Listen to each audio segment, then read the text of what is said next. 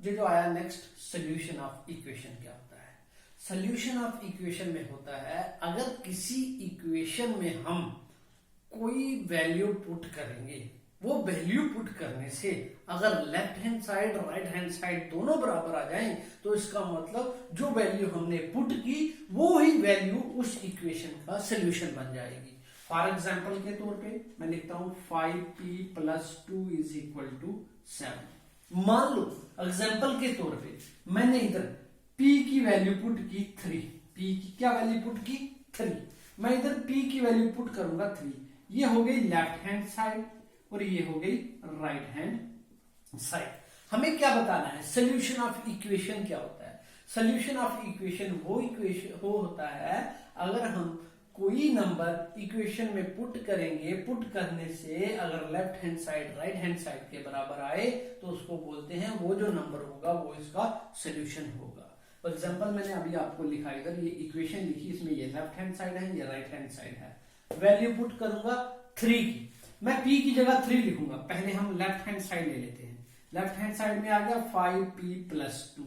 हमने p की जगह क्या पुट करना है 3, 5 p की जगह 3 + 2 = 5 3 15 + 2 = 17। अब ये क्या आया 17। अब राइट हैंड साइड क्या है 17, इसका मतलब 17, ये लेफ्ट हैंड साइड का आंसर 17 है, राइट हैंड साइड का भी 17 है। इसका मतलब left hand side right hand side के बराबर आई।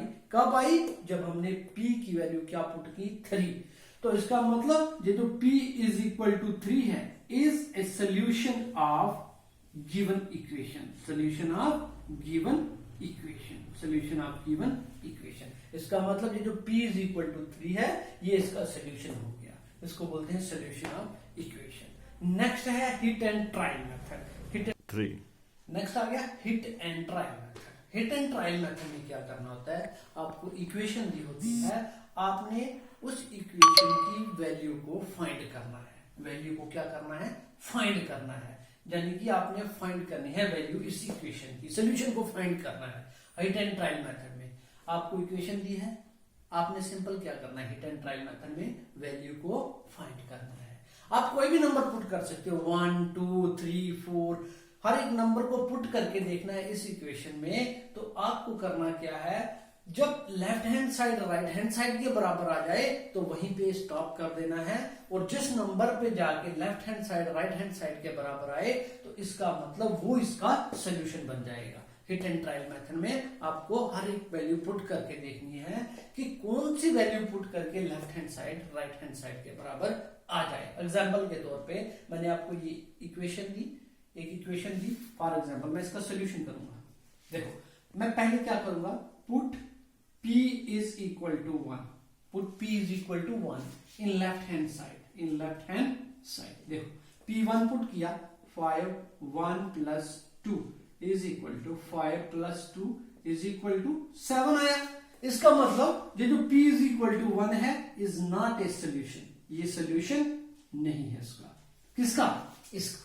उसके बाद पुट करूंगा p = 2 in left hand side, left hand side में 5 × 2 + 2 = 5 2 10 + 2 = 12।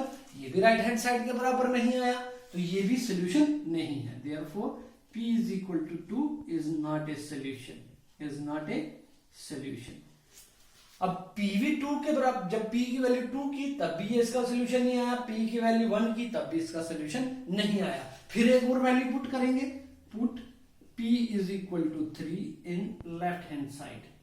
अब देखो 5 × 3 + 2 = 5 3 15 + 2 = 17। अब देखो 3 की वैल्यू जब पुट की तो इसका क्या आया 17।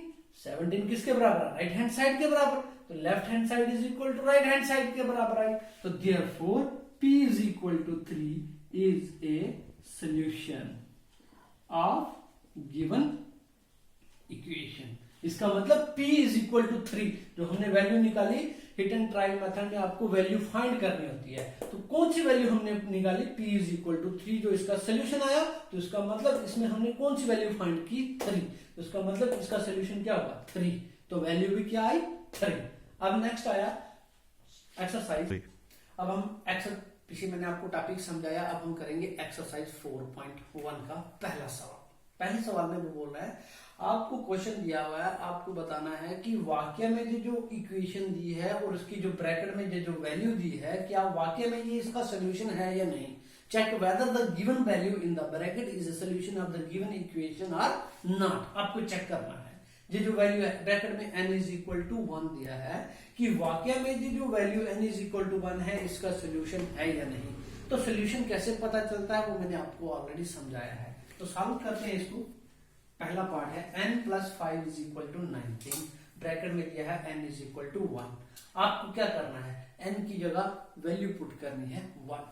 तो सोल्यूशन कब निकलेगा, जब left hand side is equal to right hand side के बराबर आएगी। तो मैं क्या करूंगा, लेफ्ट हैंड साइड ले लूंगा, यहां से सीधा करो put n is equal to 1 in left hand side.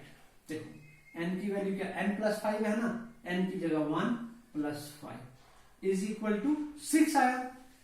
ये राइट हैंड साइड के बराबर नहीं आई, यानी कि n plus 5 is equal to 19 है। लेफ्ट हैंड साइड ले ली हमने, लेफ्ट हैंड साइड क्या है, ये वाली n plus 5।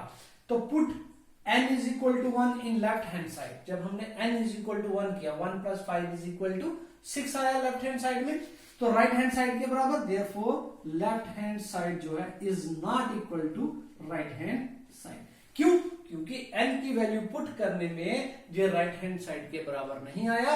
Therefore it is not a solution, it is not a solution of given equation, given equation. ठीक, अब बी पार्ट एक और ले लेते हैं। बी पार्ट में ये कह रहा है 7n plus 5, 7n plus 5 is equal to 19, is equal to 19, bracket में n इज इक्वल टू -2। ठीक, n इज इक्वल टू -2। अब ये भी लेफ्ट हैंड साइड, ये राइट हैंड साइड है। ये ब्रैकेट में n इज इक्वल टू -2 दिया है।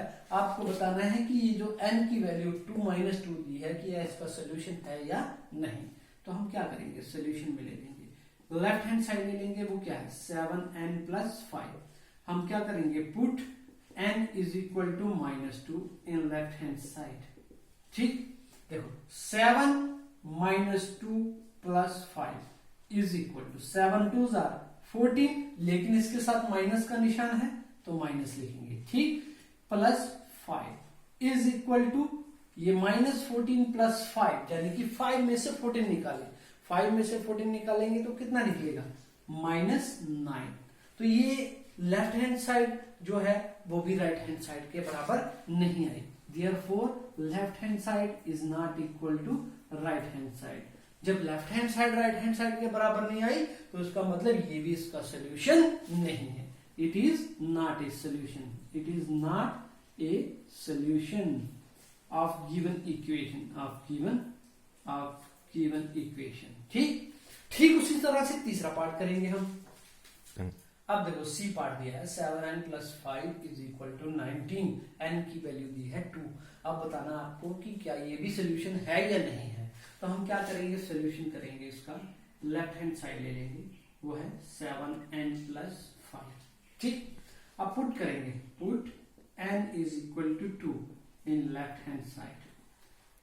7n की जगह 2 plus 5 is equal to 7 2 14 plus 5 is equal to 19। अब देखो राइट हैंड साइड में क्या है 19, इधर भी right hand side, left hand side क्या आ गया 19, यानी कि लेफ्ट हैंड साइड को जब हमने वैल्यू पुट की n is equal to 2 left hand side में, वो 19 के बराबर आया। तो 19 क्या है, राइट हैंड साइड। तो therefore left hand side is equal to right hand side, hence it is a solution, hence it is a solution of given equation, of given equation। ठीक, इससे पता चलता है कि ये जो सोल्यूशन है गिवन इक्वेशन का, जब left hand side right hand side के बराबर आई तो इसका मतलब ये सोल्यूशन बन गया किसका, जो गिवन इक्वेशन है इसका सोल्यूशन कौन है, n इज इक्वल टू 2। तो इससे हमें ये जो एक्सरसाइज का पहला क्वेश्चन था, इसके जो 2 पार्ट, जो 3 पार्ट जो भी बचे हैं वो आप खुद करोगे। कल हम आपको एक्सरसाइज 4.1 का क्वेश्चन नंबर 2 करवाएंगे।